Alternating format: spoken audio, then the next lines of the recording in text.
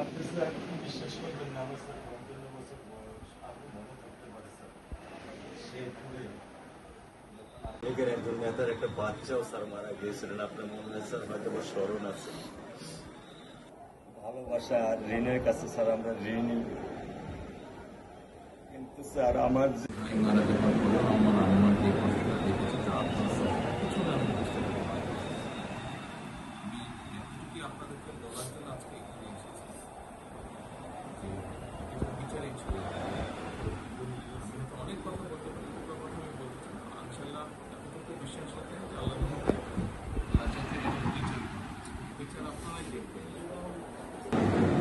একটা আমি আর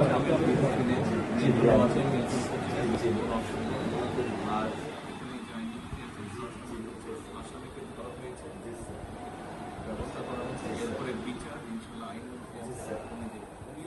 উনিও কন্যা সন্তান, আমিও কন্যা সন্তান, উনিও কন্যা সন্তান। কাজে আমরা জানি কন্যা সন্তানের কষ্টটা আমরা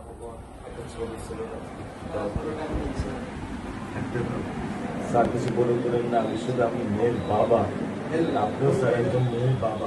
শুধু একটা আমি দৃশ্য আপনাকে স্যার দেখাবো, আর কিছু দেখাবো না স্যার, আমি দেখবো না স্যার, স্যার আমি দেখবো না স্যার, এটা নিয়ে আমি সারা জীবন স্যার আমি কি করে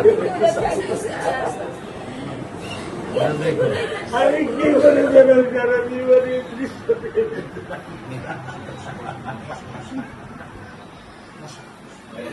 আমার এই দৃশ্য আমি কি দিয়ে পূরণ করবো? আমার বিয়ে শুক্রবারে আমার সাথে মসজিদে নামাজ পড়ে, আমি 3 ওয়াক্ত নামাজ বাসায় পড়ি স্যার, কারণ ও আমার সাথে নামাজ পড়তে পছন্দ করে। 2 ওয়াক্ত নামাজ আমি ওকে নিয়ে স্যার আমার বাসায় পড়ি স্যার।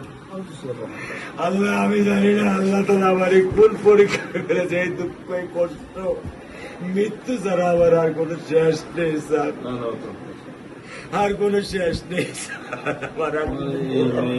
আপনার দায়িত্ব মানে প্রধানমন্ত্রী নেবে, আমাদেরকে তো আপনাদেরকে শক্ত হতে হবে না, আপনার তো বড় মেয়েটা রয়ে গেছে, এখন তো ওর জন্য আপনাদেরকে শক্ত থাকতে হবে। স্যার সত্য কথা, আমি যখন ওকে ভ্যানে পাঠাই আমি খুব বল পাই, আমি কালকেও বলে দিছি যে আমি আর ভ্যানে দিব না, তুমি প্রতিদিন ওকে রিস্কায় নিয়ে যাবা, রিস্কায় করে নিয়ে আসবা। আমি ক্লান্ত স্যার, 10 বছর বয়স থেকে স্যার অবহেলা পেতে পেতে পেতে পেতে স্যার আমি আর নিতে পারতেছি না স্যার। আল্লাহ আমার ভাগ্যে দিচ্ছে, আমি কি করতেছি, কি করব?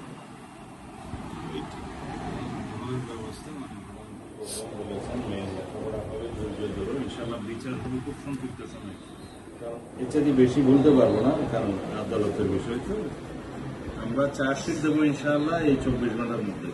আমি সত্য কথা বলি, আমার 55 বছর বয়সে আমি এত দ্রুত, এত সুন্দর, এত সুচারুভাবে আমি কখনো দেখিনি।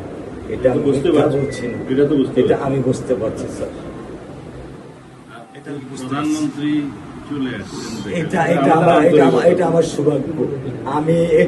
আমি সত্যিকার ভাবে স্যার আমি বলি, আমি এটা স্যার প্রত্যাশা করিনি যে আপনার মতো মানুষ আমার এই 10,000 টাকার একটা ফ্ল্যাটে স্যার আপনি পা রাখবেন, কিন্তু এই বিশ্বাস ছিল যে আপনি 8-10 জন না, যে মানুষ ট্রাফিক সিগন্যালে দাঁড়িয়ে থাকে, নিয়ম মেনে চলে, সে মানুষকে বুঝতে স্যার আমার এইটুকু বয়সে স্যার যথেষ্ট স্যার। ইনশাআল্লাহ স্যার আপনি একটু ধৈর্য ধরবেন, আমি ওকে কোনো নিয়ন্ত্রণ করতে পারতেছি না। আল্লাহ চায় আপনার সন্তানের এই অবস্থার জন্য যে দায়ী তার বিচার ইনশাল্লাহ হবে, ইনশাল্লাহ শীঘ্রই হবে।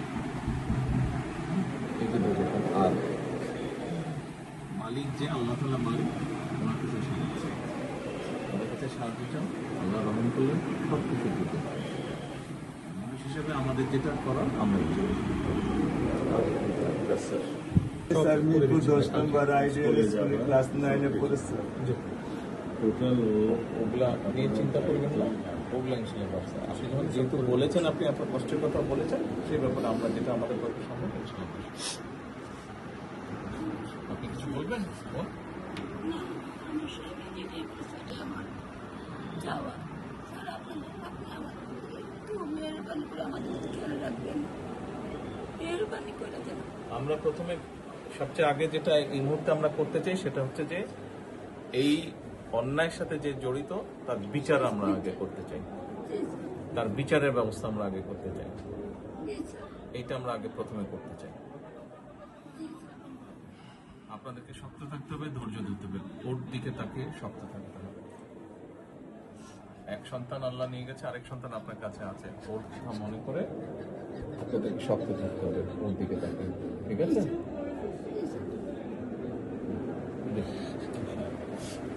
চলে আসবে ভাই, চলে আসবে, আজকে চলবো।